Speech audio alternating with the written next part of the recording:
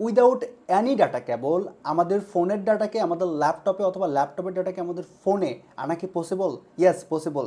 এইটা খুবই ইজি ওয়েতে আপনি করতে পারবেন। আপনার যদি 5টা ডিভাইস থাকে, আপনি 5টা ডিভাইসই আপনার ল্যাপটপের সাথে কানেক্টেড করে রাখতে পারবেন এবং আপনি চাইলে এনি টাইম সেই ডাটা অ্যাক্সেস করতে পারবেন। আমার ফোনের ডাটাকে আমার ল্যাপটপে অথবা ল্যাপটপের ডাটাকে ফোনে নিয়ে আসার জন্য আমি প্রথমে প্লে স্টোরে চলে যাব। দেন এখান থেকে একটা অ্যাপ ইনস্টল করব, ওয়াইফাই এফটিপি সার্ভার।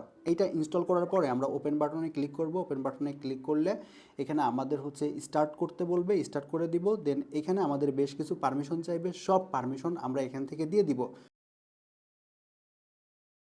সব পারমিশন দেওয়ার পরে এখানে আমাদের জাস্ট একটা সার্ভার ইউআরএল দিবে।